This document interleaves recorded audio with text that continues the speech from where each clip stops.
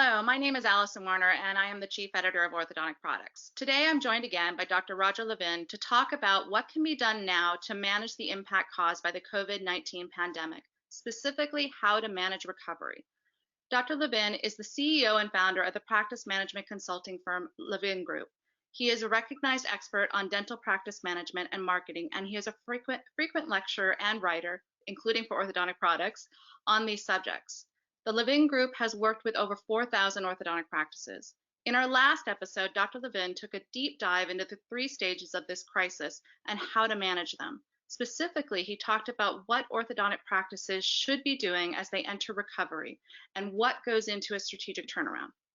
Today, we're going to dig even deeper into the strategies that can help you recover from this crisis and turn around your business. Dr. Levin, thank you again for joining me today. Oh, I'm really excited, Allison. It's great to be able to share this information. You and Ortho Products are doing a great job of helping and educating orthodontists throughout the country. Great, thank you. Well, before we dive into the strategies of recovery, can you provide a refresher on the stages of this crisis that we talked about in the last episode? Sure, and I'll do it quickly because we covered it in some good detail last time. But it's always nice to start with that model, and we built that model at Levin Group to better understand the COVID-19 crisis. As we said last time, there's no real data to work from, although we're just starting to get some, the most absolute preliminary data as practices are reopening. But it's a three-stage model. And at the time you and I are having this interview, there are dentists that are actually in the first stage and the second stage, because stage one is the COVID-19 crisis. And if you're still at home while you're watching this, you're in stage one. There are things I went over in the first interview that you can do to prepare for reopening, and you should be doing. It's critical that you do them. And then stage two is called entering recovery. So if the practices watching this are now open, they've moved to stage two. And then stage three is called recovery. And that's the third and longest stage that everyone will spend a lot of time in as we begin to rebound from the shutdown and the original COVID-19 crisis. Okay. Well, let's talk about your strategic orthodontic recovery timeline. Let's just start with how has this timeline changed in the last couple of days as you learn more? Yeah, that's a great question. And it's really interesting that dentistry overall had been a fairly well-paced, slow-changing field. Nothing bad about that. And then COVID-19 hit, and my thinking, as I study this every single day, evolves every couple days. So the timeline that I laid out in the first interview, I've actually already altered, and I'm going to ask people permission to do that because we're just getting more information coming at us all the time.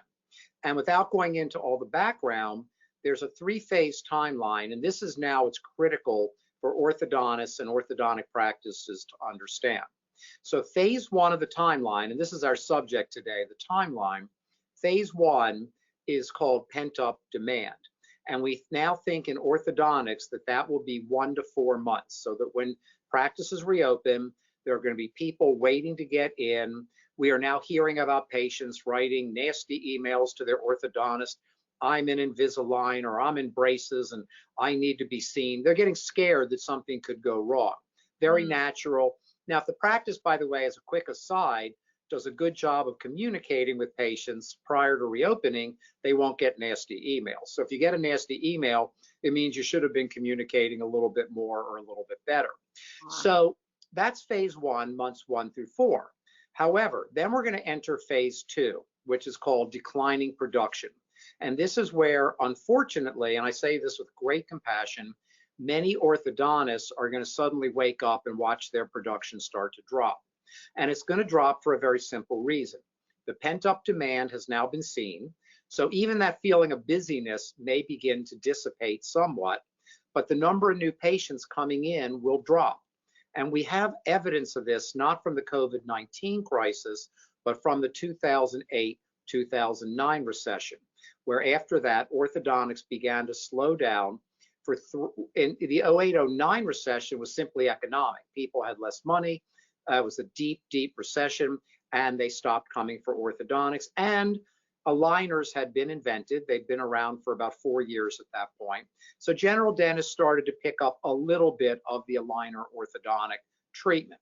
Well, now, fast forward to 2020, we have four major factors. Number one, safety. Some people will be afraid to come in for their safety and health.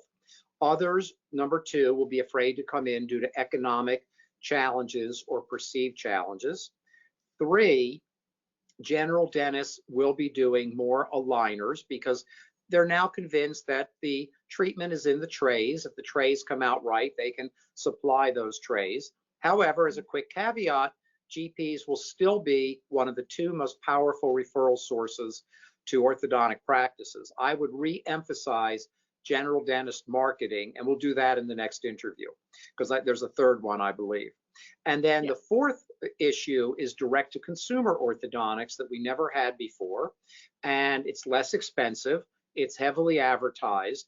We didn't see a lot of that during the COVID-19 shutdown, but it will come back, and it's going to come back in a big way. So we have four issues that are impacting orthodontic practices as we come out of the COVID-19 crisis.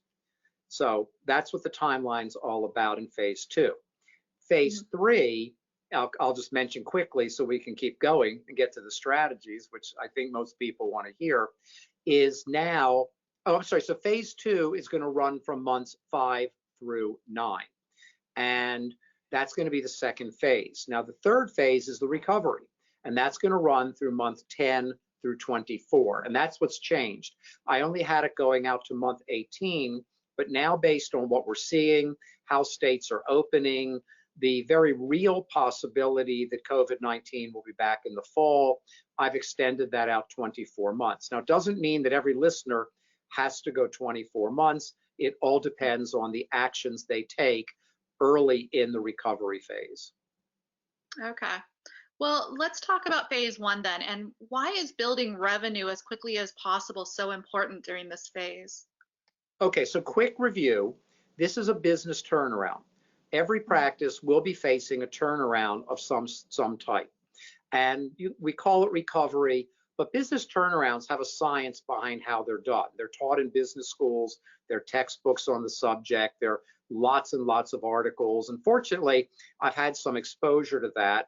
And I also have a very good friend who's what's called a turnaround CEO. This is all he does. He never stays at any company more than 3 years. In a turnaround, the number one factor is revenue. If you have revenue, and if revenue exceeds expenses, you survive and you move into profitability. Well, everybody wants to survive, and almost everybody will. I'm very optimistic that most practices will be okay. They may not get back to where they once were, but they will be okay. And then you move to profitability, and in the recovery phase, that's where you start building back a much more profitable situation for your practice. And how long it takes, again, depends on how well you apply what we call at Levin Group high value strategies. So, okay. Yeah, sorry, go ahead. Oh, no, you go ahead. Okay, well, so are those the main components? So then those are the main components for phase one, correct? Well, actually, phase one has some strategies I can share with the audience watching. So the first thing you need, let me give them some suggestions. We're building what we're calling recovery consulting programs at our company. So, and I'm a person who loves to share. My only goal in all of this is to help everybody that we can. So let me give you some of the strategies that we've been putting together to be of help.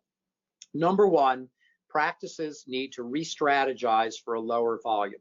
We are estimating that practices will be down about 20% in volume, so they need to build new schedules that are highly efficient. Now, everybody at the moment, as I'm talking to people weekly and getting emails, is focused on infection control. We've gone from the getting your loans, which is a good idea, but the loans alone will not take you through the recovery, to infection control because it's confusing. There are different recommendations. Where do we get our PPE? But bottom line is, when you open, infection control will be different, but it's nothing more than a series of steps that you now follow. And infection control will have little bearing on how well you recover. You're going to be fine. you put in the new infection control, you follow your state guidelines, you go back to work.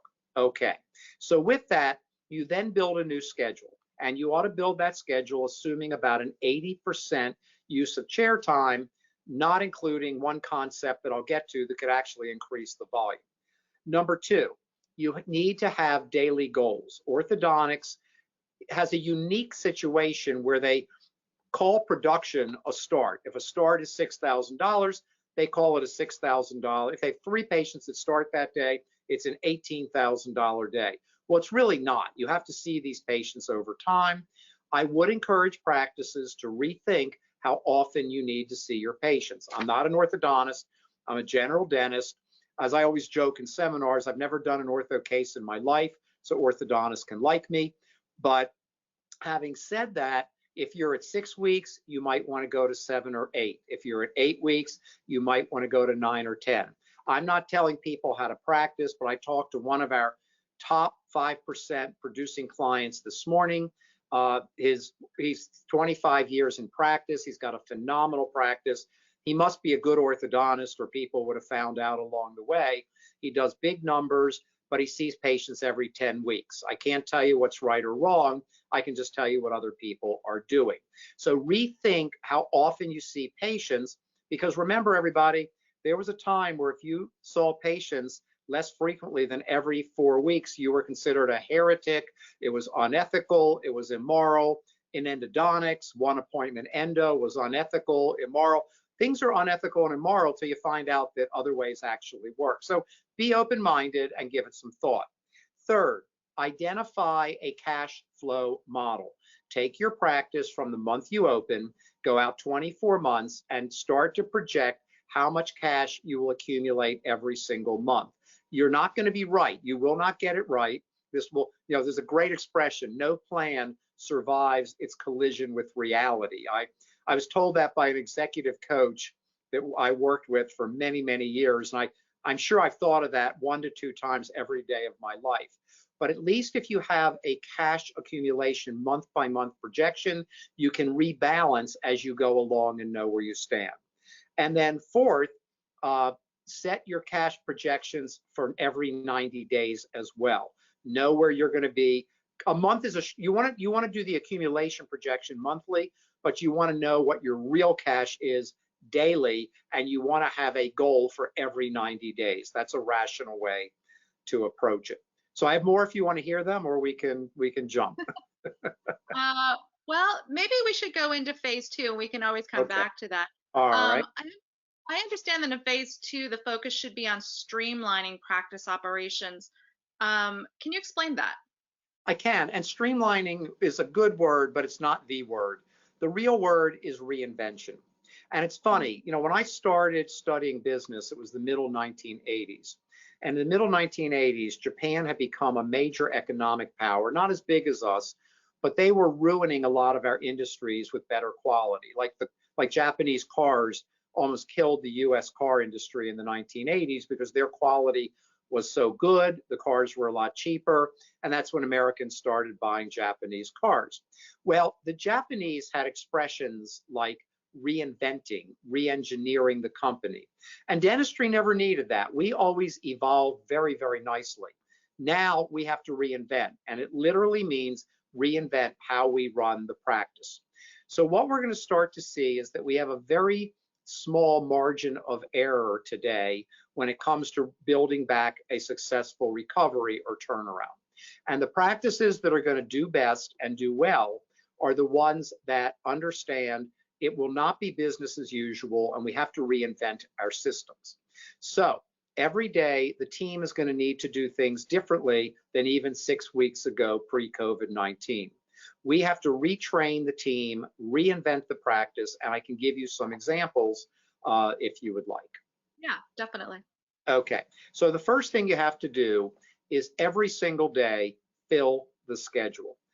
I now call these hourly check-ins. Every hour, scheduling staff or front desk staff need to review the schedule and check in. Now they're going to think they already do this, and I understand this. So, most staff are fantastic. They're more than willing to jump in and do whatever they can to help the practice, and that's wonderful.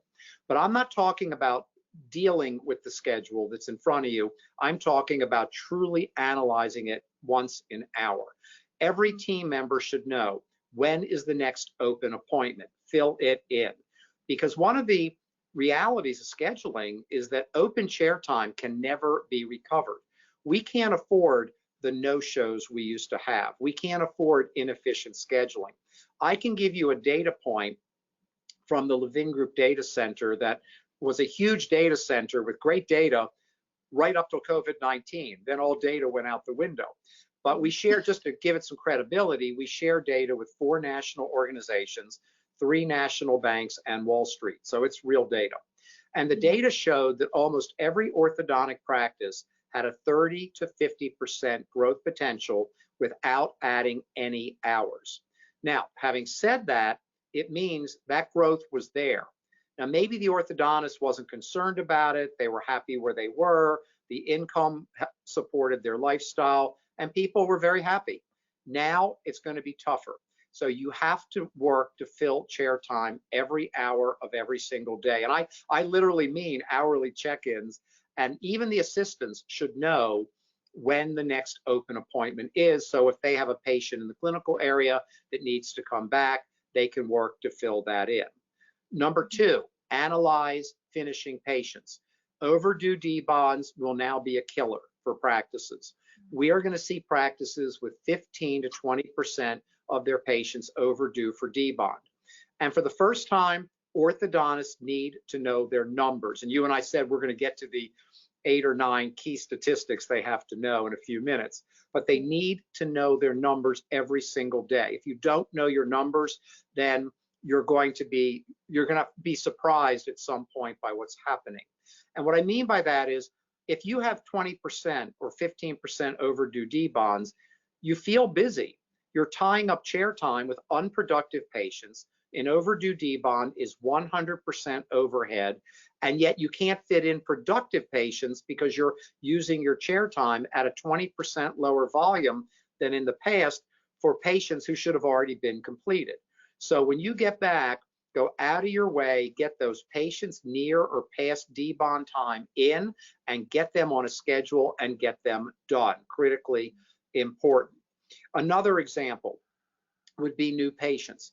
All new patients should be seen in 7 days or less. Get them in before they change their mind, they no-show, they worry about finances, if someone in the family loses a job. Timing now for ortho is more critical than it's ever been. So the sooner we get those new patients in, Allison, the far better things are going to be. And then lastly, know how many active patients you have and how many you've lost. Because if you have 450 active patients, you need to know if that dropped to 400, you need to know if that went to 475.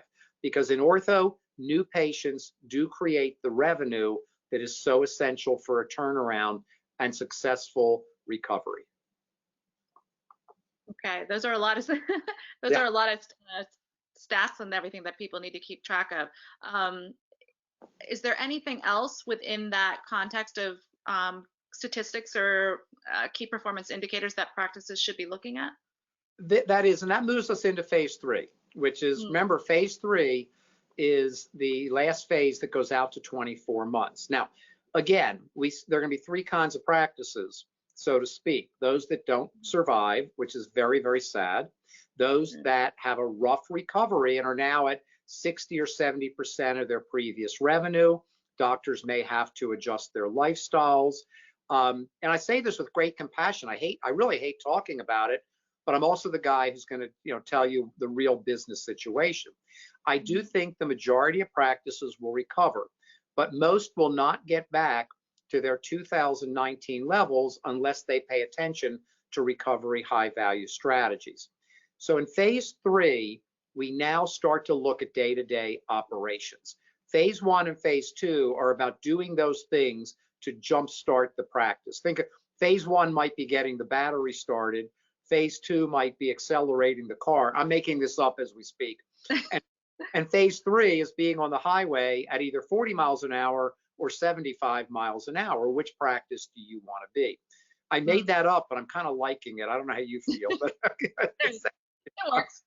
love analogies. I think they're a good way to communicate. Okay, so in phase three, you've got to begin breaking down your systems. Now, I'm going to tell you honestly, this is not easy, and it's much easier with experts helping you. And I don't say that in any way to be self-serving. I say it because I love the expression that I heard: you can't think your way out of this crisis. You have to talk your way out of it. And who you're talking to will make a big difference in the recovery. So as an example, last time I told you that at levingroup.com, our website, and everything's free. Levingroup.com, we have a COVID-19 resource center. And in a couple days, a new piece that I worked on this weekend, because the weekends now look like the week. Saturday, Sunday don't look all that different. So I do my deep work on the weekends when I don't have webinars. I created a new matrix called, and I'll go into more detail in our next interview, called the Faster, Better, Cheaper, Deeper Matrix. And it's 4 quadrants where you literally fill in: what can we do faster? What can we do better?